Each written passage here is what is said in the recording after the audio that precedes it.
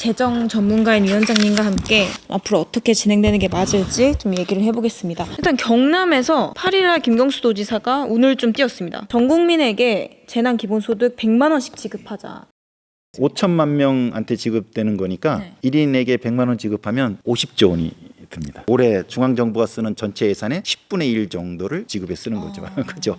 경기도는 워낙 재정이 튼튼하니까요. 현금 지급하자 나왔고, 박원순 시장만 다 주는 것보다는 조금 선별해서 이게 지자체 예산으로 가능한가요? 서울시 경우에 한 3천억 가량이 드는데 이것저것 다 긁어 모았더라고요. 네네. 이것까지는 가능할 거예요. 사실은 일회성으로 재난수당을 줬지만 이거 갖고도 해소가 안 되면 계속 지금 추가 지원이 필요하거든요. 본격적인 것은 중앙정부가 책임져야 됩니다. 예를 들면 올해 513조의 중앙정부 지출도 한 70조 원 가량은 저희가 빚을 지거든요. 그래서 지금 중앙정부도 여력이 없지만 워낙 지금 재난수당에 대한 요구가 높기 때문에 결국은 중앙정부가 국채를 발행해서 전국적으로 재난수당을 지급하지 않을까. 그리고 대통령께서도 그런 취지로 조금씩 이제 변화하고 있는 것 같아요.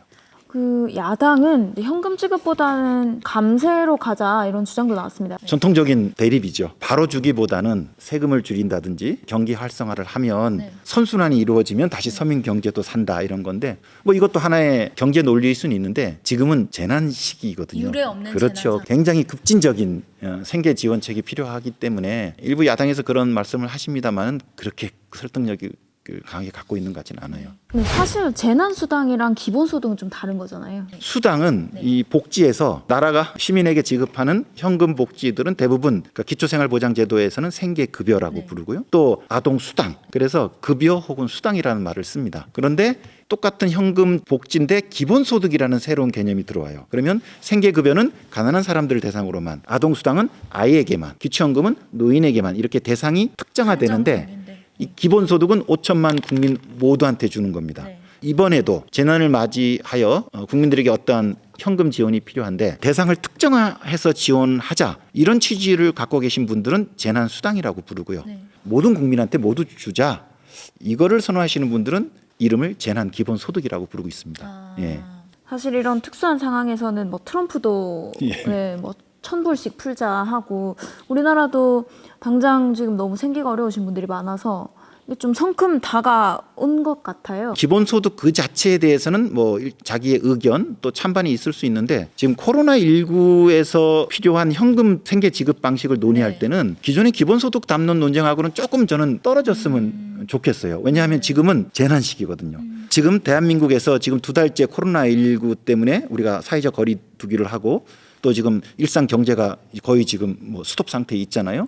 그러면 이 재난 위기가 우리 국민들 시민들의 삶에 타격을 주는데 이 타격이 동일한가 다른가에 대한 진단이 우선이에요. 특히 정부가 이 재난에 따른 위기 상황이 계층별로 어떻게 펼쳐지고 있는지에 대해서 조금은 공식적이고 객관적인 진단을 내놔 주시면 좋겠어요.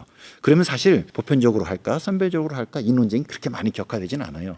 살펴보면 과거에 뭐 무상급식이나 아동수당에서요. 아동을 선별해내는데 90억이 든다.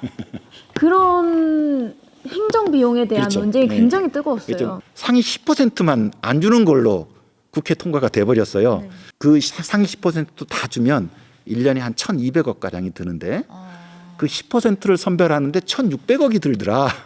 이런 이제 수치가 국책연구기관에서 나온 거예요. 배보다 배꼽이 그렇죠. 높은. 그래서 결국은 지금 다시 모두 100%한테 주는 걸로 정리는 됐는데 우리가 보편적으로 지급할까 선별적으로 지급할까 할 때 논점 중에 하나가 감내할 수 있는 정도의 행정비용인지. 김이수님께서 소외되어 있는 이런 직군에 대한 대책을 따로 마련해 주는 건 어떤가. 여행업이 될 수도 있고요. 그렇죠. 관광업 같은. 예상되는 직종들이 있어요. 이 직종에 대해서는 행정자료와 또 그런 민간협회 자료들을 섞어서 조금 맞춤형의 지원이 필요해요. 초코몽님께서 현금보다 지역사랑 상품권 지역화폐로 주는 게 훨씬 지역경제에 도움이 되지 않냐 이런 질문도 주셨습니다. 예, 지금 지자체에서 하고 있는 재난수당은 모두 다 지역화폐로 주고 있고 체크카드도 있어요.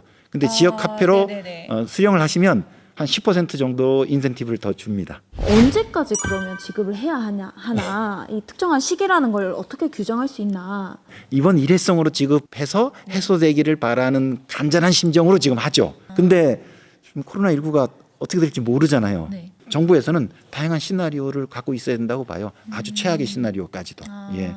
그러면 그 최악의 시나리오일 때는 거의 지금 민생 경제가 스톱하고 일정한 현금 여력이 없으신 분들은 생활고를 아주 강하게 겪게 되거든요. 뭐 전시에 준하는 방식의 그런 지원책도 필요할지도 모릅니다. 재난기본소득 재원은 줄일 수 있는 예산을 좀 줄여서 할 수도 있지 않나, 뭐 관련 제도를 그럼 정비해야 하나요? 많은 국민들께서는 좀 쓸데없는 지출 줄여서 재원을 마련하자 말씀하실 텐데 지출 구조 조정은 굉장히 많이 시간이 요합니다.